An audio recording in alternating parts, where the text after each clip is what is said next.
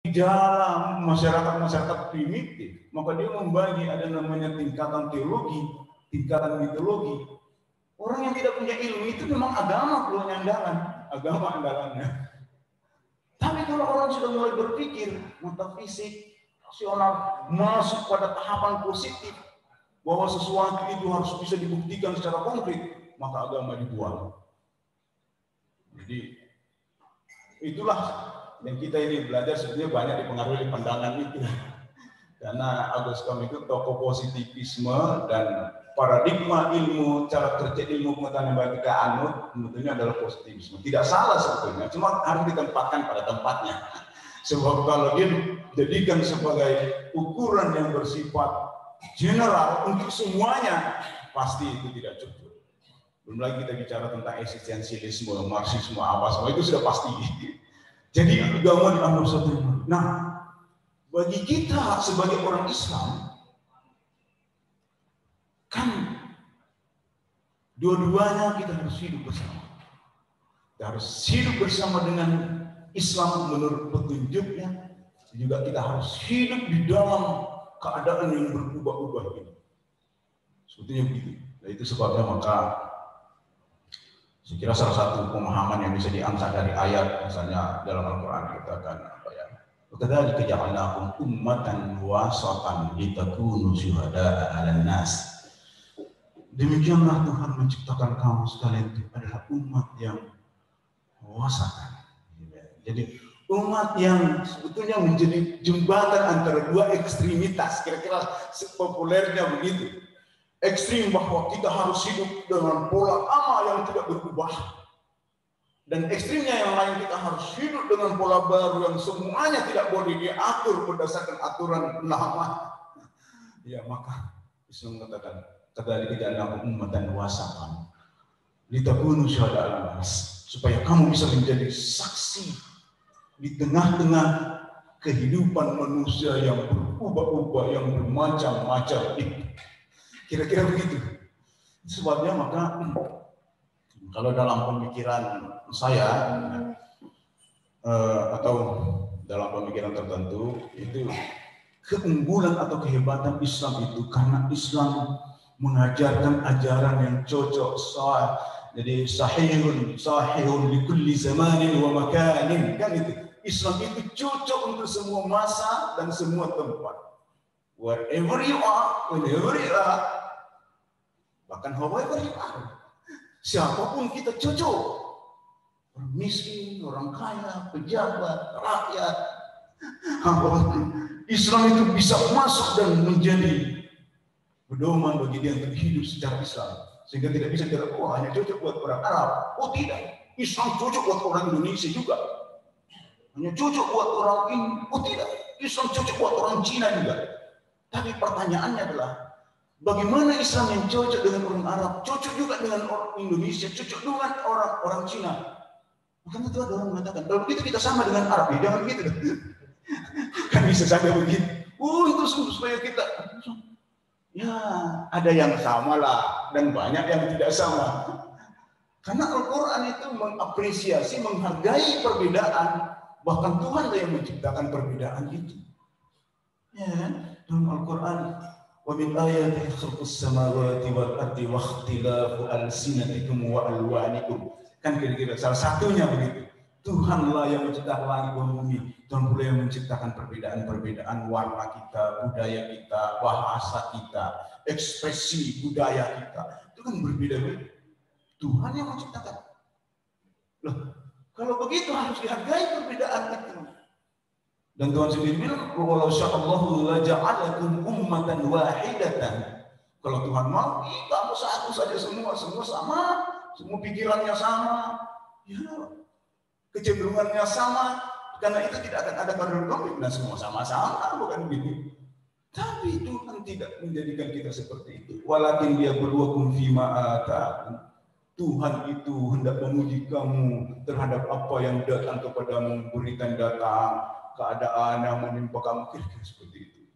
Jadi Islam, pemikiran Islam itu sebetulnya adalah usaha untuk menjembatani antara ajaran Islam yang bersifat tetap dengan kehidupan manusia yang berubah-ubah. Karena itu diperlukan pemikiran.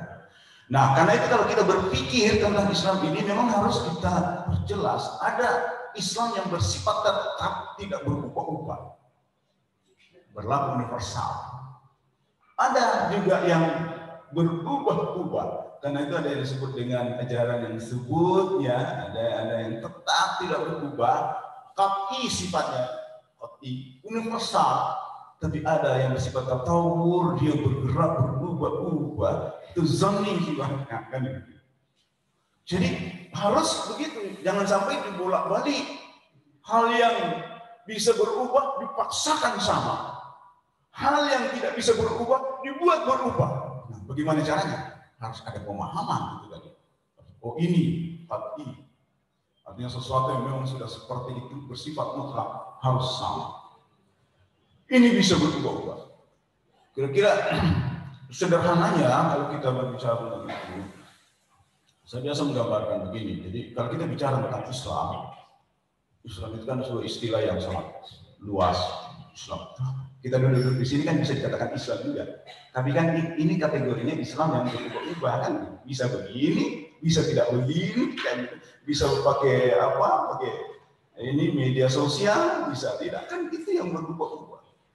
So dengan begitu hidup ini berjalan secara normal. Nah, jadi ada yang Islam, kalau kita bicara Islam, Islam yang tetap, yang murni, yang asli, dan itulah dari Allah. Apa itu ya? Itu tadi wahyu, Al-Quran, hadis. Karena kalau memang hadisnya enggak, memang sudah seperti itu. Ya cuma saja bedanya Quran dengan hadis. Quran itu ya secara teologis memang apa namanya ya, tawatur istilahnya gitu ya, mutawatir. Semua menganggap sama Qurannya.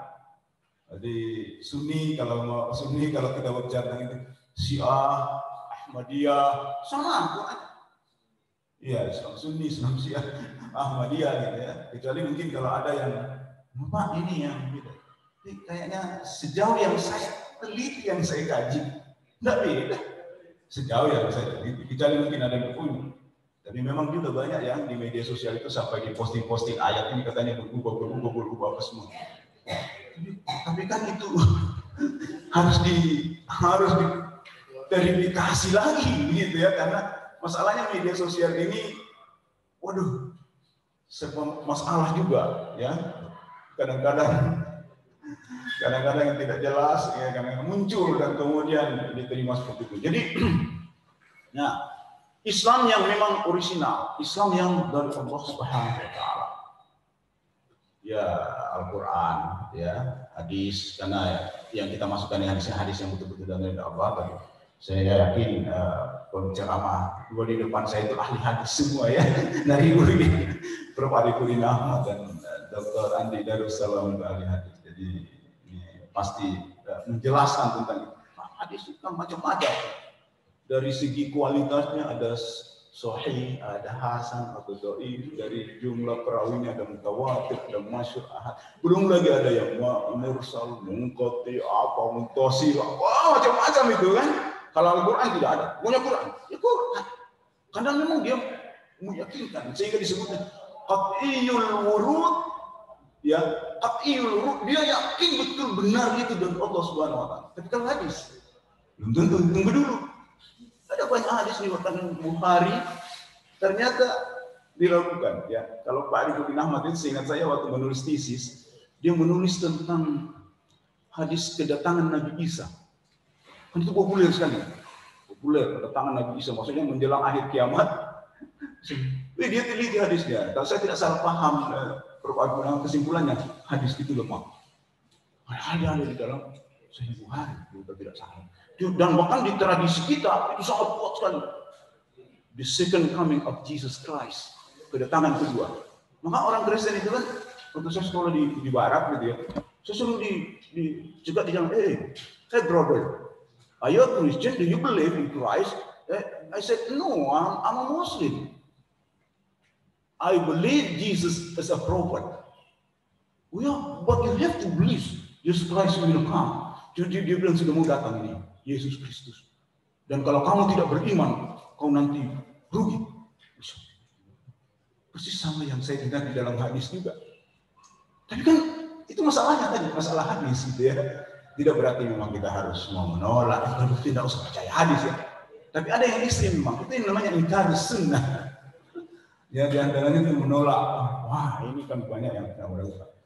Tapi ya seperti itu ya, tidak berarti kita harus menolak, tapi memang harus faktanya begitu tadi. Faktanya ada yang dulu dianggap sahih, belakangan dalam kajian itu dianggap lemah, dhaif, bahkan maudhu gitu kan, bahkan ditolak. Nah, karena itu kembali lagi, Islam ini adalah ajaran yang menengah, sehingga menurut saya salah satu kelebihan Islam itu adalah menjadi penengah antara berbagai macam agama, berbagai macam budaya, pola hidup, pandangan yang ekstrim di dunia ini. Jadi semua yang ekstrim sebetulnya tidak cocok dengan Islam, baik ekstrim ke kanan maupun ekstrim ke kiri. Menurut pemahaman saya, gitu ya. Misalnya gini, kalau kita mengenal pandangan kefilsafatan, ya memang seperti saya bilang sama Pak Sudirman, saya ini pemikiran, jadi biasanya cocok itu di kelas-kelas seminar, kelas-kelas mahasiswa, begitu di masyarakat kayaknya nanti tidak cocok. Kenapa Bapak kan bagus juga itu, ya ada perspektif lain, oke lah, kira-kira begitu. Nah, kan pandangan kefilsafatan dunia ini yang menonjol adalah materialisme dan spiritualisme. Materialisme itu biasanya ditunjukkan ke barat, spiritualisme itu ke timur.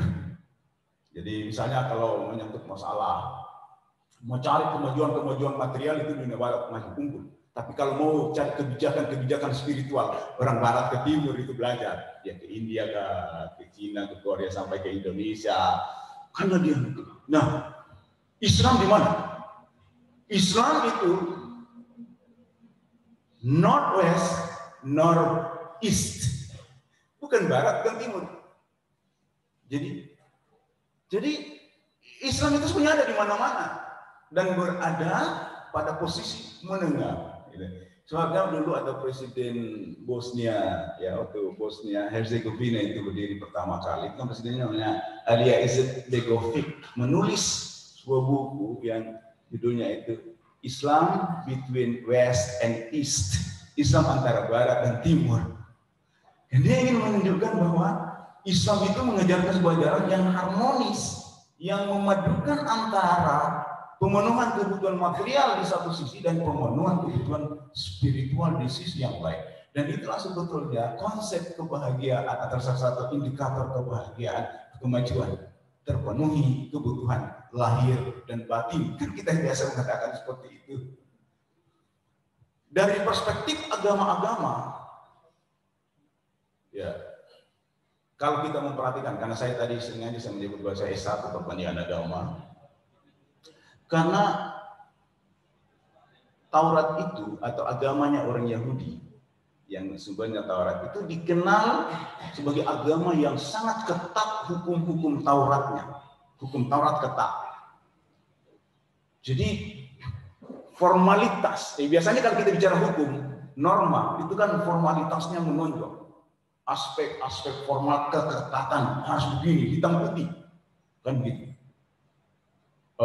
Nafs bin nafs, hukumnya itu sebentar sebetulnya kami baca di dalam Al-Quran, itu banyak dalam Al-Quran sebetulnya yang digambarkan adalah keadaan orang Yahudi. Cuma kadang-kadang kita, ya itu masalah pemikiran. Ini untuk kita laksanakan atau ini pelajaran buat kita untuk kita pikirkan, kan begitu. Dalam hukum Taurat itu, an-nafs bin nafs, wal anfu bil anf, al-ainu bil ain, wal uzun bil uzun, itu hukum yang ketat. Kalau jiwa membunuh, bunuh juga. Kalau telingamu dirobek juga, matamu dirusak juga matanya. Itu kan ayat itu begitu. Hidungmu begitu juga. Jadi hukumnya ketat. Dulu itu ya istilahnya memang seperti itu. Nah, kemudian datang Nabi Isa. Apa yang dia lakukan? Dia menggenapinya.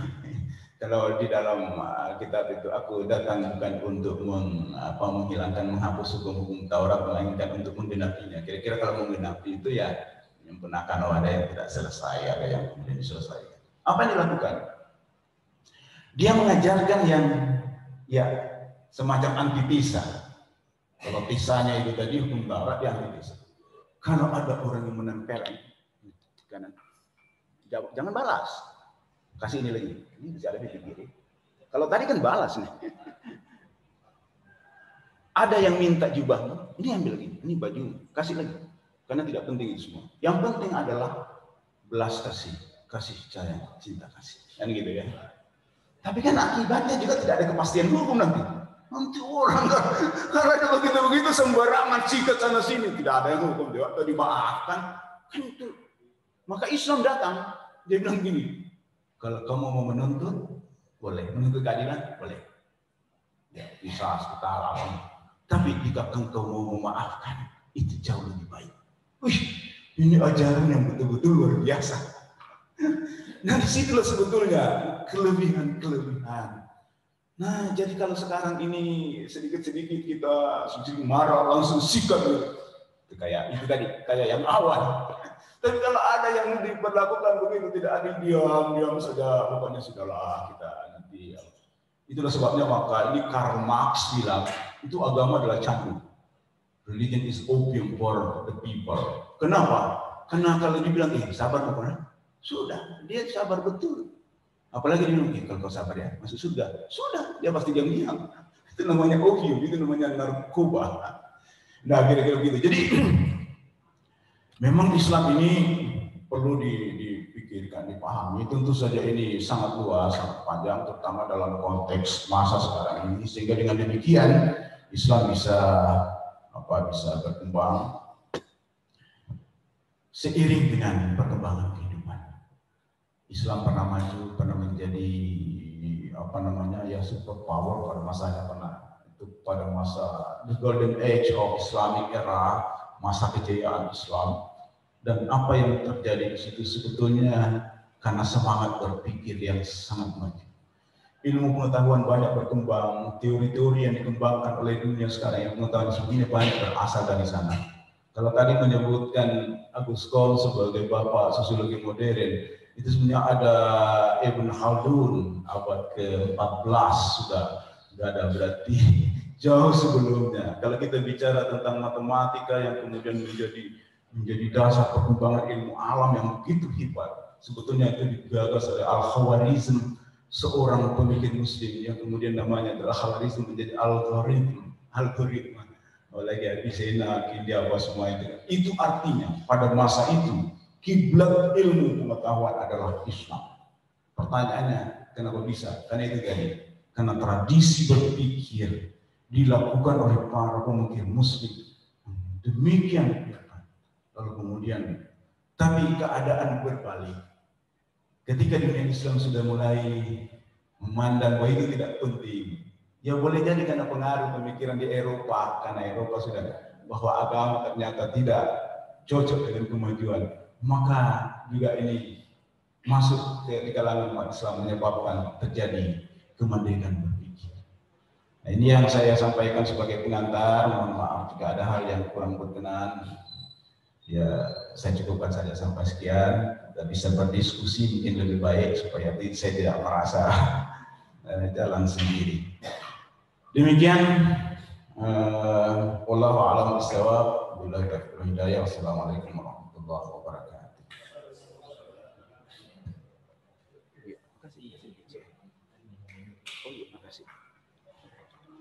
Baiklah, selanjutnya setelah kita mendengarkan pemaparan dari beliau, maka mungkin di antara kita jamaah ada mau sharing. Silakan 1, 2, 3 orang.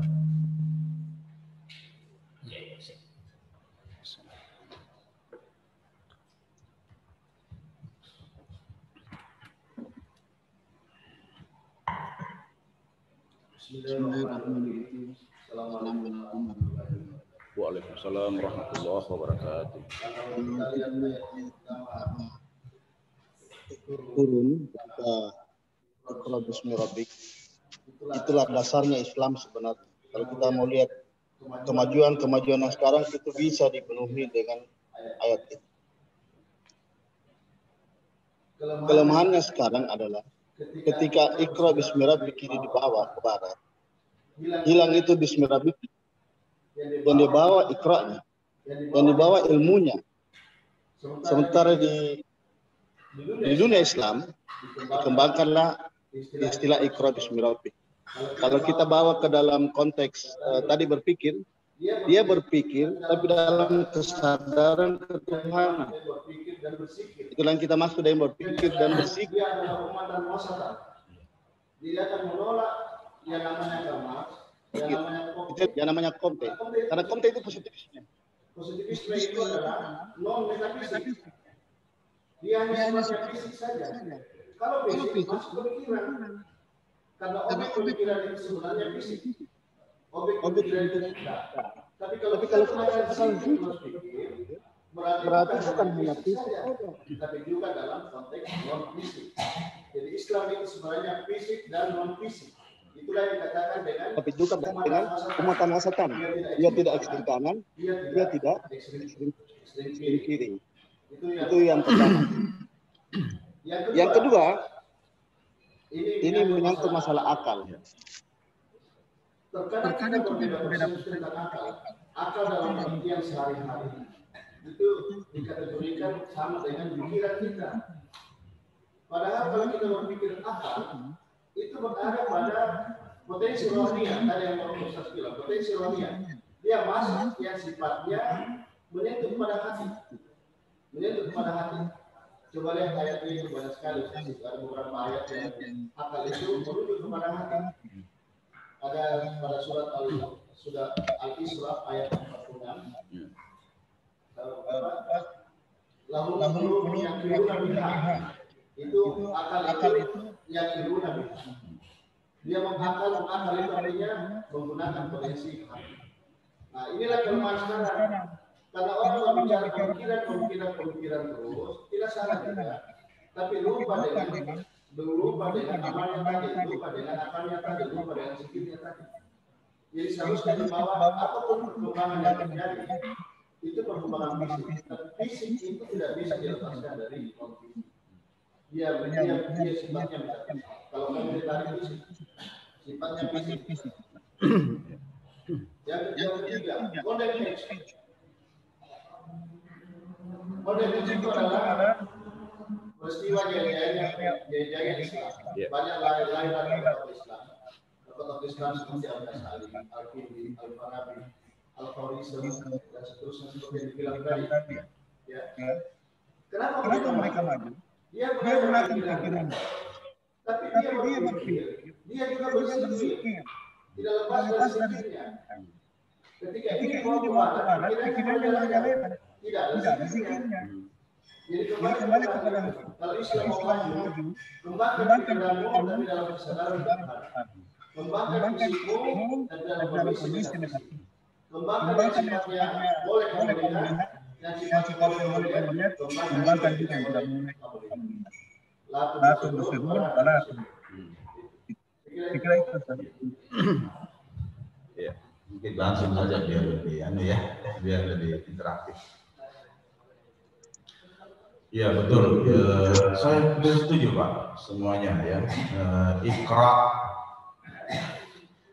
bahwa itu kelanjutan ya, jadi memang tidak terpotong di situ ya. Iqra bismi rabbikal ladzi khalaqal insana min 'alaq. Sebetulnya dibaca karena di dalam salah satu metode tafsir adalah munasabah ayat, ada munasabah keterhubungan antara ayat sebelumnya, ayat sesudahnya, supaya jangan tu'minuna bi ba'din wa takfuruna bi ba'd.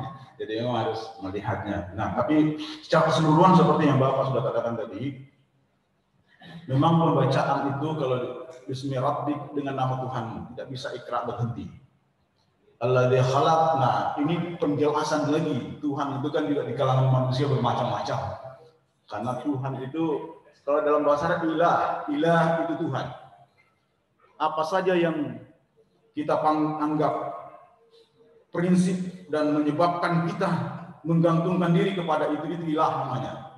Sehingga uang itu bisa menjadi ilah, jabatan bisa menjadi ilah, kedudukan, Hawa nafsu bisa menjadi ilah. Ara'aita man ittakhadha ilahahu hawahu. Tidakkah engkau melihat orang menjadikan hawa nafsunya itu ilahnya? Jadi harus jelas ilah yang mana ini. Jadi bismi rabbik alladzi khalaq, yang mencipta. Yang mencipta juga bisa macam-macam gitu ya. Jadi dipertegas lagi, khalaqal insana min 'alaq dan seterusnya, kira-kira begitu. Tapi memang tentu saja karena ini ayat diturunkan 14 abad yang lalu, dia menggunakan bahasa yang waktu itu cocok untuk tingkat pemikiran seperti itu juga, dan dengan cara pemahaman yang mereka bisa pakai. Tapi juga untuk masuk sekarang ini cocok. Tentu saja pemahamannya bisa berbeda. Karena waktu itu kan belum ada ilmu yang berbicara tentang bagaimana proses reproduksi ini, bagaimana manusia lahir dari mana belum ada. X-ray, bedah itu kan belum ada waktu itu.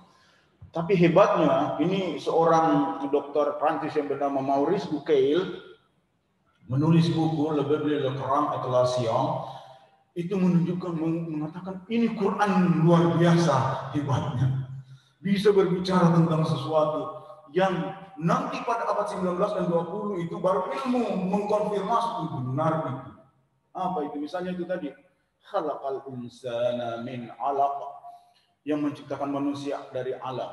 Alaq itu dulu terjemahan Kementerian Agama mengatakan segumpal darah, dan itu dikoreksi oleh para ahlinya.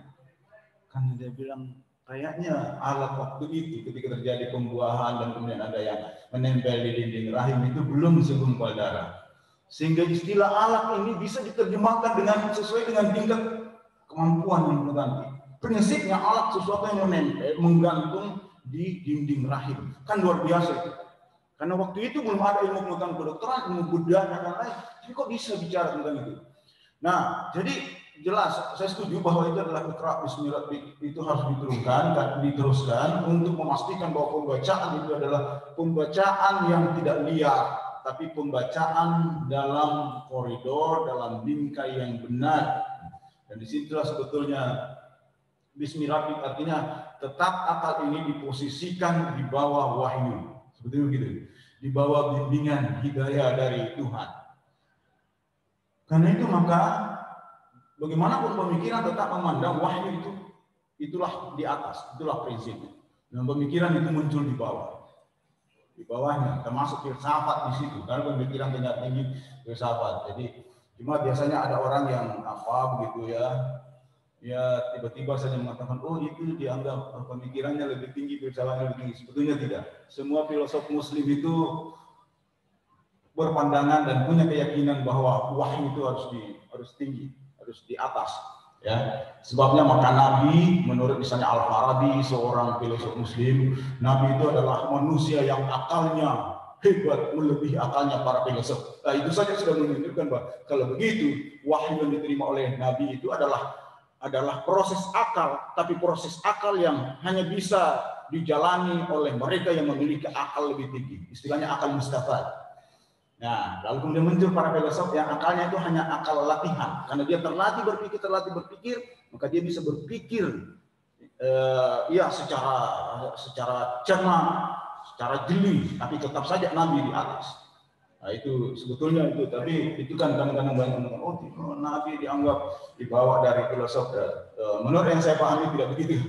Karena saya baca, saya pelajari betul Al-Kindi, Al-Farabi, Ibn Sina, semua itu Nabi itu di atas, artinya wahyu itu di atas. Nah, jadi betul Pak, itu tadi.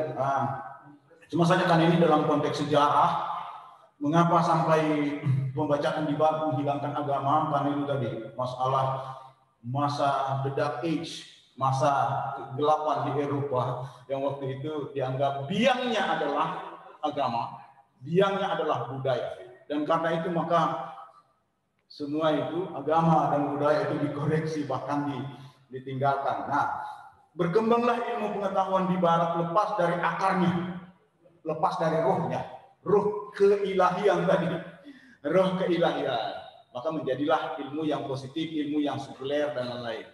Nah, masa belakangan itu disadari oleh kita pemikir Muslim, sehingga muncul upaya, terutama yang dilakukan oleh seorang pemikir Muslim yang kelahiran Palestina dan tinggal di Amerika bernama Ismail Ragi Al-Faruqi. itu melakukan proyek yang namanya Islamisasi sains, Islamisasi ilmu. Maksudnya apa? Islam itu mengajarkan ilmu yang betul-betul mengabdi, betul-betul ilmu yang mendekatkan diri kepada Tuhan dan ilmu yang mengabdi kepada kepentingan kemanusiaan. Kan itu intinya.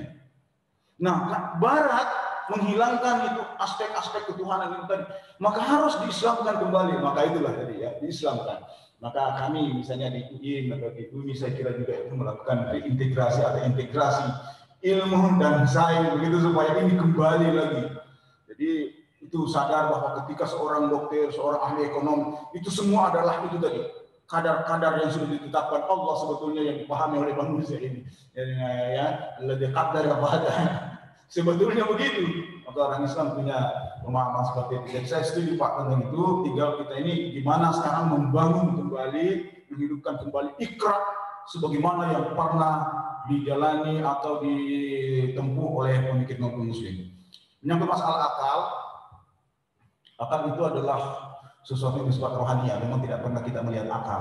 Mungkin kalau dilihat itu adalah otak, maka itu menjadi perbincangan terus di mana akal itu, di mana, bagaimana ya. Nah, para pemikir berusaha untuk menjelaskan itu. Di antaranya misalnya kalau di kalangan Islam itu Miskawih, salah seorang filosof Muslim, filosof etik, itu menganggap bahwa akal itu memang adalah daya roh yang menghubungkan antara hati dengan pikiran, itu daya rohania. Ya, karena ada daya-daya yang lain, daya berani misalnya gitu ya, daya nafsu itu ada semua itu ya. Itu sebabnya maka ini berbeda-beda. Kalau kita perhatikan juga ada kaitannya dengan apa yang sudah dikemukakan oleh Plato dan Aristoteles itu filosof Yunani, karena disebut bahwa sebetulnya daya itu disebut anima. Anima ya, anima. Anima itu kan biasa kita mengatakan roh. Animisme penyembahan kepada roh. Nah, ada yang namanya anima vegetatif, ada namanya anima animal. Ya, jadi jiwanya hewan dan ada namanya anima rasional. Nah, yang rasional inilah sebetulnya adalah akal. Nah, jadi akal yang ada dalam diri manusia, kalau dari kalangan filosof Muslim adalah sesuatu yang datang dari Tuhan. Filosof ya Pak ya, karena itu Tuhan. Kalau para filosof ditanya, Tuhan itu apa? Tuhan itu adalah mind, adalah akal. Itu bukan brain ya, mind, dia adalah akal. Jadi Tuhan itu sang maha akal. Nah, itu sebabnya karena manusia berakal, manusia itu punya kualitas ketuhanan sebetulnya. Tinggi dia, beda dengan hewan dan binatang karena dia tidak punya akal. Mereka hanya punya insting atau mereka hanya punya nafsu. Nah, jadi ruh yang ada di manusia ini bertingkat-tingkat, ya. Kadang-kadang disebut dengan istilah yang lain, tadi ada kalbu, ada nafsu, itu masing-masing. Penyebutan-penyebutan itu sangat tergantung kepada konteksnya masing-masing. Jadi kadang-kadang disebut kalb, ada yang mengatakan kalbu itu hati, tapi ada yang mengatakan oh tidak, bukan hati. Itu kalbu itu adalah semacam lut, semacam hati nurani yang juga merupakan sesuatu yang datang dari Tuhan. Itu yang biasa bisikan hati nurani. Itulah hatinya. Sehingga dalam Islam itu ada malah petunjuk istafti kalbak. Kalau ada masalah, tanya hatimu. Karena hatimu itu tidak akan berbohong. Tapi hati di sini adalah hati yang bersih, hati yang jernih. Yang dalam menurut Al-Ghazali itu ibarat cermin yang bening gitu ya. Kalau cermin yang bening itu kan memantulkan cahaya, menerima cahaya dan memantulkan cahaya. Tapi kalau hatinya itu kabur, tidak bisa menerima cahaya dan tidak bisa memantulkan cahaya. Sebabnya dalam tasawuf yang selalu dibersihkan adalah hati ini, terutama menurut Imam Al-Ghazali. Jadi akal itu akan ikut jika hati ini bersih. Benar, saya kira sudah seperti yang saya sebutkan tadi Pak. Saya setuju bahwa Golden Age di Islam itu adalah satu kejayaan di mana ilmu pengetahuan itu dikembangkan berdasarkan ajaran Islam. Sedangkan di Eropa kemudian mengambil ilmu dari Islam tapi menghilangkan aspek-aspek Islamnya sehingga berkembanglah ilmu yang bersifat sekuler. Nah, itu sebabnya maka seperti katakan tadi ini mau diambil kembali, diislamkan kembali kalau mau menggunakan istilah seperti itu. Saya terima kasih dari Bapak atas masukan yang bisa memper. Ya, demikianlah dari pertanyaan dari Dr. Haji Amir Conde sudah dijawab. Barangkali masih ada yang lain. Ya.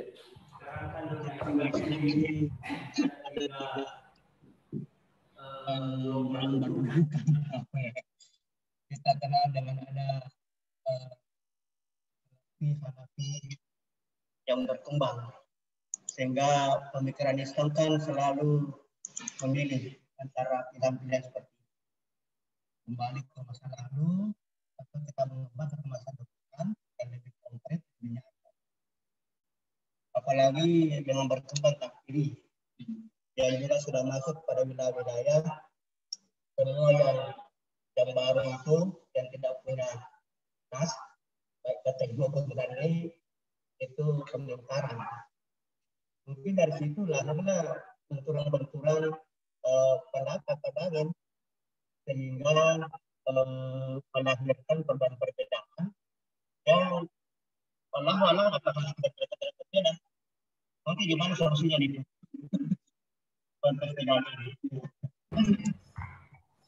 Ya, mau tidak mau pemikiran itu memang akan melahirkan perbedaan. Itu sudah keniscayaan selama manusia ini berpikir. Jangankan berbeda dengan orang lain, kadang-kadang berbeda dengan dirinya sendiri. Maksudnya pemikiran awalnya berbeda lagi dengan pemikiran yang baru. Jadi apalagi dengan orang lain. Kita mengenal misalnya Imam Ghazali dengan qaulul qadim dan qaulul jadidnya ya, menurut dalam fikih itu. Dia pernah berpendapat ketika dia di mana, di Basra atau di mana, lalu dia pindah ke Mesir, lalu kemudian pendapatnya berbeda. Jadi kira-kira begitu. Jadi selama manusia berpikir. Nah, karena itu maka apa yang menyebabkan perbedaan itu banyak faktor. Tentu saja yang pertama adalah perbedaan dalam memahami. Perbedaan dalam memahami ya.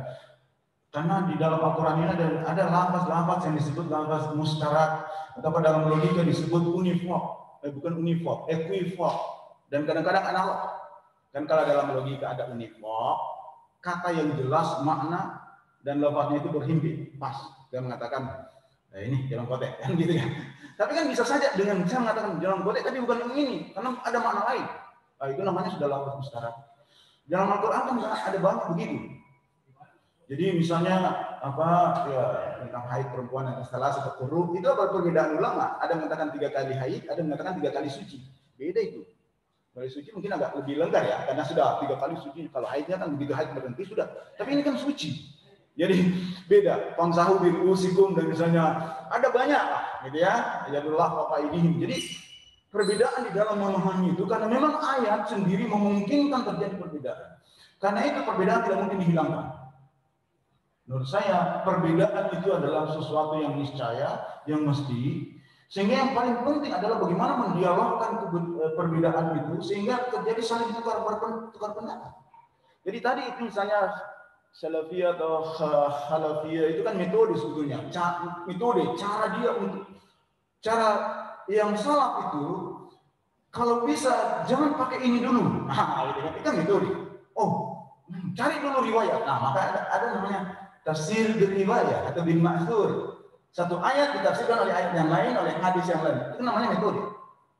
Ya kalau ketemu. Tapi kan ada namanya tafsir bil ra'yi. Ada juga itu metode lagi. Nah, banyak faktor yang mempengaruhi. Maksudnya kalau kita riwayat banyak, mungkin memang lebih gampang. Bagaimana tadi ada yang ada ini. Tapi bagaimana kalau tidak ada? Lalu kita berhenti. Sedangkan persoalan harus dijawab, kan begitu kan? Maka digunakanlah ini. Dan saya kira itulah perbedaan mazhab misalnya Imam Abu Hanifah agak berbeda dengan Imam Malik, nanti kemudian Imam Syafi'i berbeda, Imam Ahmad bin Hanbal berbeda lagi. Karena itu kaitannya dengan itu tadi. Kaitannya dengan akses untuk mendapatkan sumber dalam rangka membangun sebuah pemahaman. Belum lagi masalah-masalah memang kecenderungannya berbeda-beda karena tempat yang berbeda, karena faktor yang berbeda, ilmu yang berbeda, itu juga sangat mempengaruhi. Intinya menurut saya semua itu Islam. Jadi mau yang namanya Salafiyah, mau yang namanya Khalafiyah, kan sebetulnya hanya perbedaan metode itu tadi. Ya. Nah mungkin memang Yang menjadi persoalan adalah implikasinya, mungkin efeknya. Kalau yang tafsir riwayat tadi, bermaksud tadi mungkin lebih aman gitu ya. Ini ada yang itu lebih aman gitu. Jadi karena gampang kembali ke situ. Tapi kalau birrai, wah itu tantangannya berat gitu. Kenapa bisa begini? Karena inferensi. Istilahnya kalau dalam penelitian kan kita membuat kaitan antara kan ini maka ini, kan itu kan namanya hukum kausalitas juga.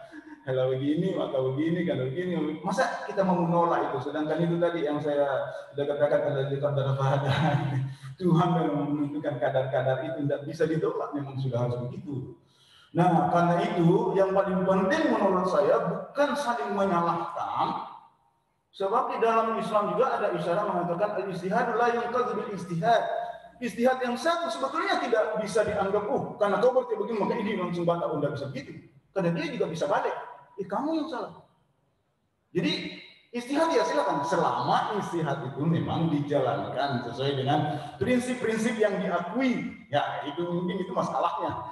Ya siapa yang mengakui? Boleh jadi diakui oleh kelompok ini, tidak ke yang lain. Nah itu menurut saya ini yang harus disadari oleh setiap kalangan bahwa perbedaan itu adalah sesuatu yang tidak bisa dihindari, sehingga yang paling penting adalah bagaimana menyikapi perbedaan itu sebagai bahan untuk mencari, untuk belajar terus. Karena dengan adanya perbedaan, itu mendorong kita belajar lagi. Ini berbeda ya. Nah, itu yang dipakai oleh kaum Marxis juga kan, yang namanya dialektika. Dan memang waktu Plato, Aristoteles, Socrates itu kan cara itu yang dipakai untuk itu. Kalau begini, bagaimana kalau begini? Kalau begini, bagaimana kalau begini? Kira-kira itu juga sebuah cara yang masuk di akal. Sehingga perbedaan, menurut saya, kalau perbedaan terjadi, harusnya itu mendorong kita berdialog, bertukar pikiran. Dan nanti kalau orang sudah menentukan memilih sesuai dengan pilihannya, ya silakan, harus dihargai.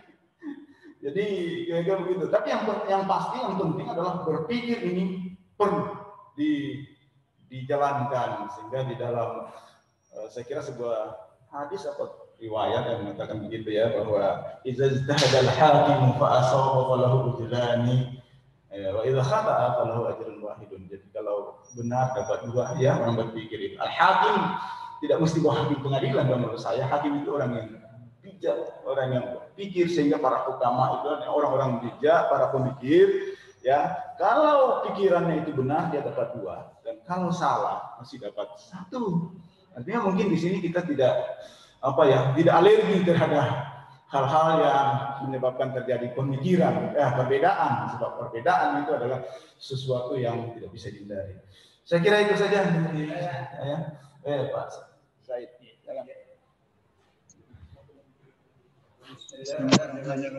Assalamualaikum. Waalaikumsalam warahmatullahi wabarakatuh.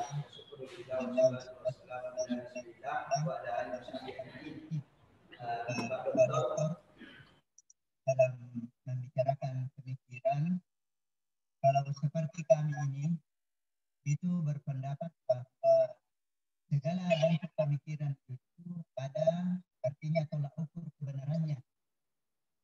Tolak ukur kebenarannya itu apakah sesuai dengan Quran, sesuai dengan hadis, dan sesuai dengan ijma para ulama.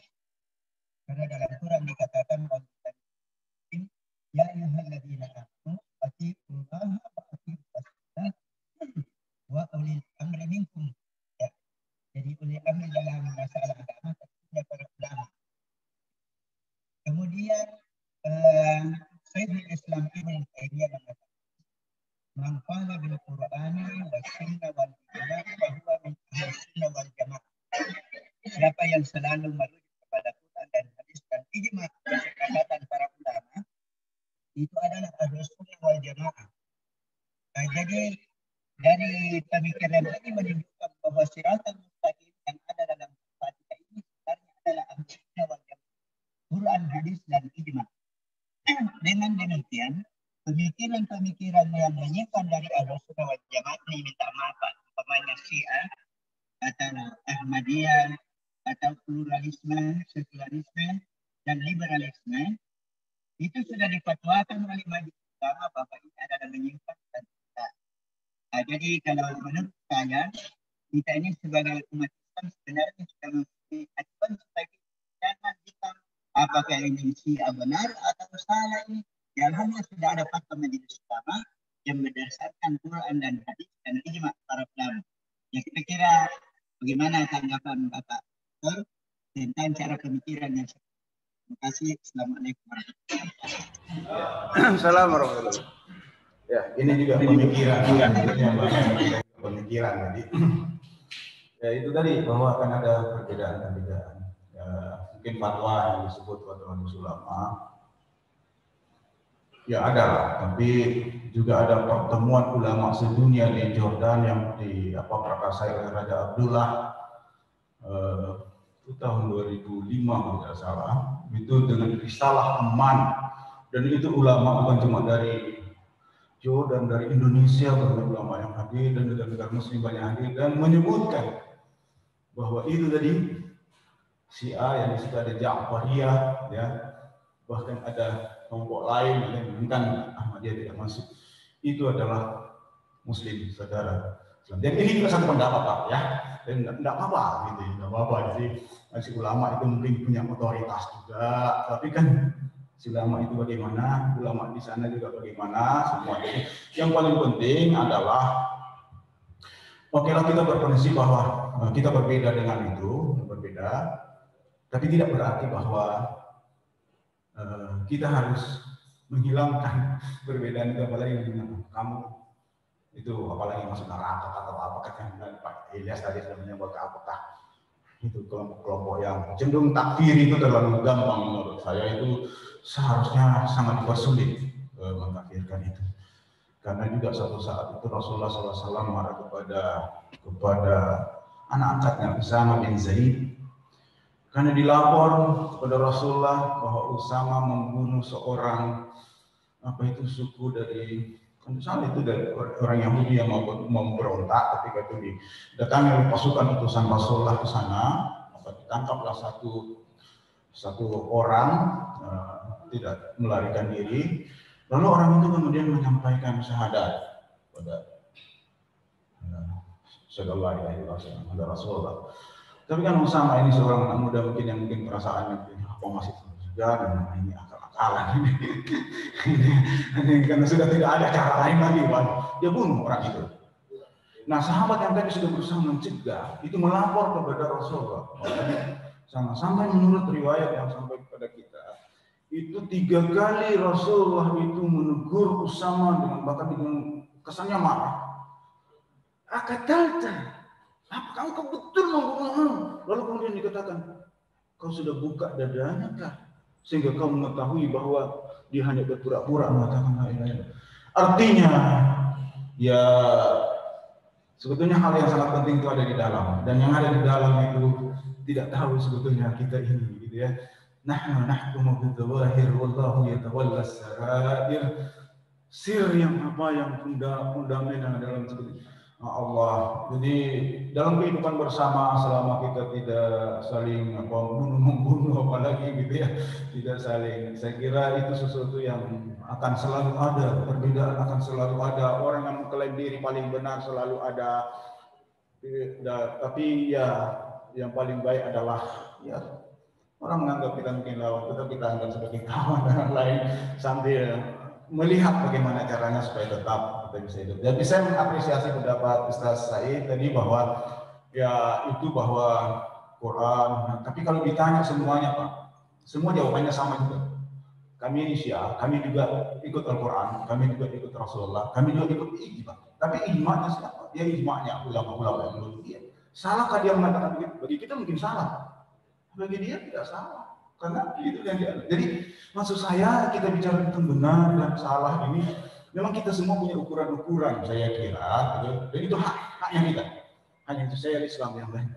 Tapi mungkin kita keterlaluan kalau kita mengatakan kamu harus ikut saya, kamu tidak boleh ada di sini, kamu nanti akan masuk neraka. Menurut saya tidak ada juga dalilnya itu Pak.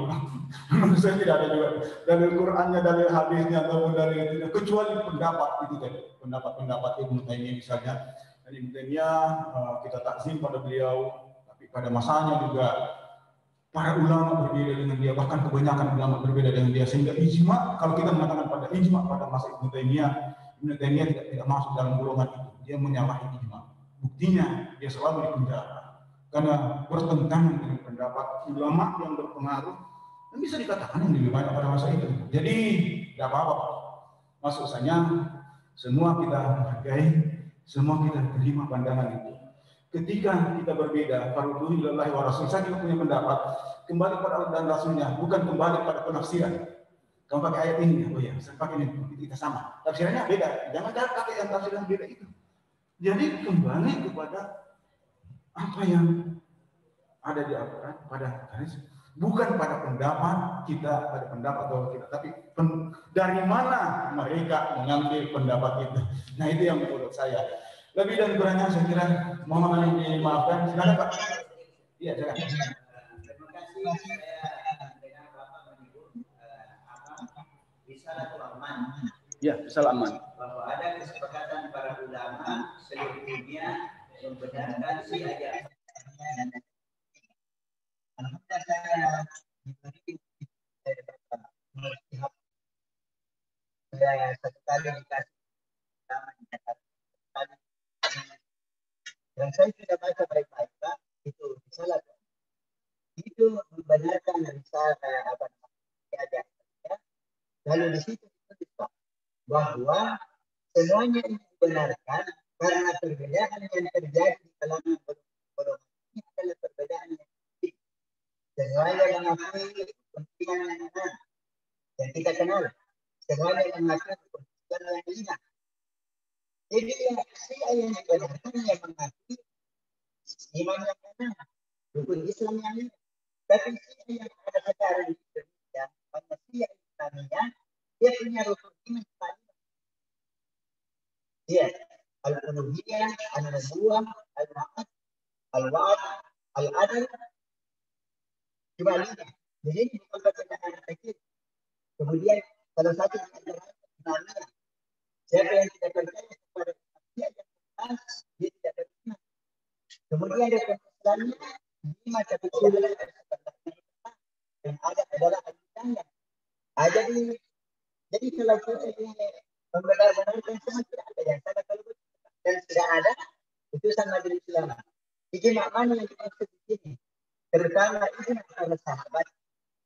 Karena Nabi sallallahu alaihi wasallam mengatakan, "Alaikum bisunnati wa sunnati khulafa'i al-mahdiyyin." Siapa golongan yang selamat, ma'ana alaihi wasallam. Kemudian Quran mengatakan, "Was-sabiquna al-awwaluna minal muhajirin wal ansar walladzina tabauhum bi ihsan radhiyallahu anhum wa radu." Ijma para sahabat. Bagaimana golongan yang mengaki-maki sahabat Nabi padahal mengkafirkan dan melaknat, bagaimana kita tidak berani menyalahkan dia? Jadi kita tidak punya dasar sebenarnya.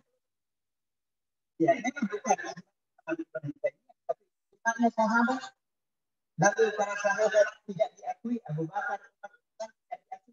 Mana kita tidak menyalahkan yang maka majelis ulama sudah menyalahkan dan lembaga fatwa seluruh dunia ini menyalahkan yang begitu. Jadi kita minta maaf. Di bacaan saya itu mungkin agak berbeda dengan bacaan Bapak, karena saya berulang-ulang kali juga membaca itu Risalah Aman, berulang-ulang kali Pak. Dan keputusannya itu baik dalam bahasa Inggris, bahasa Indonesia diterjemahkan, juga bahasa Arab saya bolak-balik gitu ya Pak ya. Jadi Bapak saya kira itu perbedaan.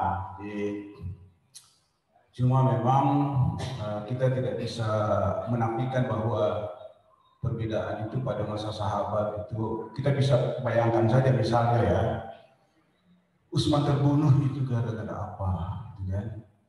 Jadi oke, ijma ya ijma, tapi apakah itu kita bilang juga ijma? Dan di situ ada orang penting sahabat yang terkemuka menurut catatan sejarah yang dianggap mungkin tidak terlibat secara langsung tapi dikaitkan ya. Ali misalnya. Tapi bukan cuma ada Talha, ada Zubair. Dan kita tahu kemudian juga ikut dalam perang Jamaah dan berlanjut lagi ke perang Siffin. Maksudnya begini, Islam yang indah itu Islam yang datang dari Allah Subhanahu wa taala. Lalu kemudian turun kepada Nabi Muhammad, kemudian dipahami oleh sahabat yang jalankan.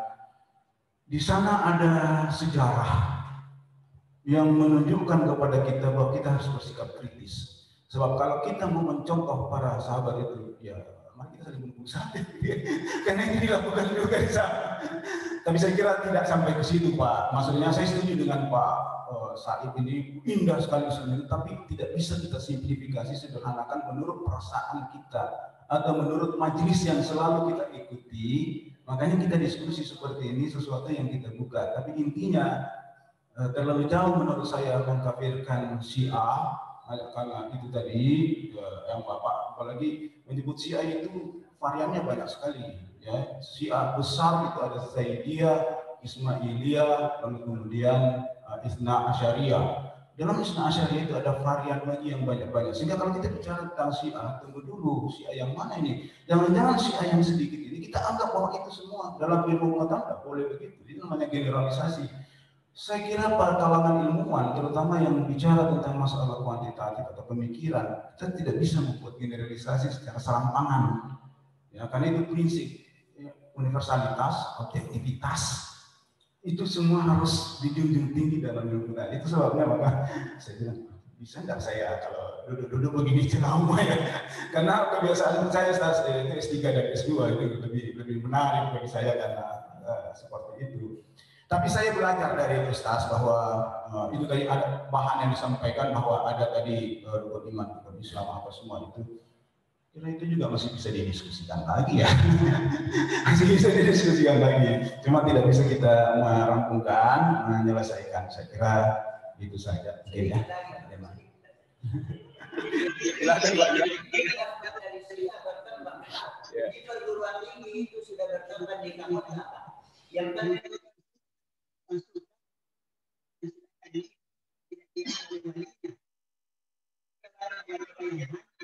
ini masih saya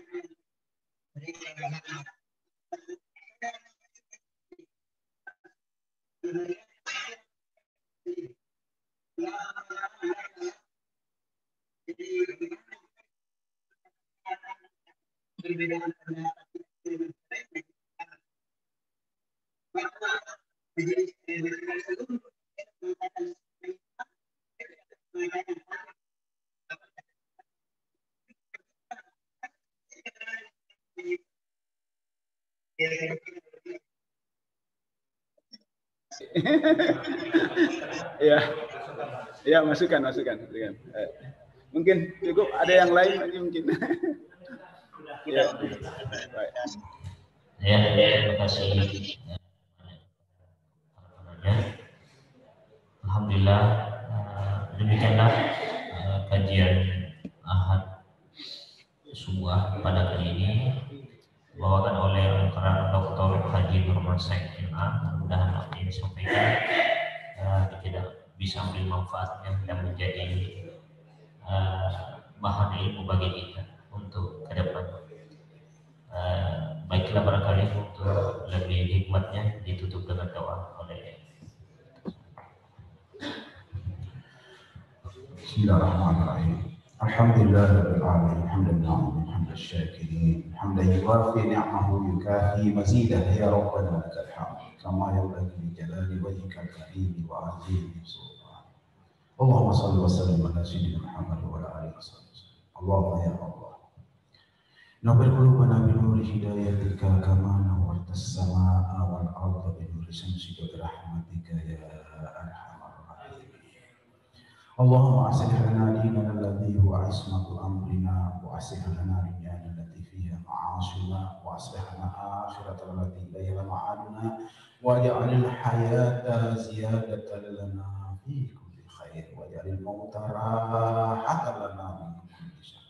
Allahumma rabbana zidna ilma warzuqna fahma. Allahumma 'allimna ma jahilna wa dhakkirna ma nasina. Rabbana zalamna anfusana wa lam taghfir lana wa tarhamna lanakunanna minal khasirin. Rabbana atina fid dunya hasanah wa fil akhirati hasanah wa qina adzabannar. Walhamdulillahi rabbil alamin. Al-Fatihah. Bismillahirrahmanirrahim. Alhamdulillahirabbil alamin. Arrahmanirrahim. Maliki yaumiddin. إياك نعبد وإياك نستعين اهدنا الصراط المستقيم صراط الذين أنعمت عليهم غير المغضوب عليهم ولا الضالين آمين.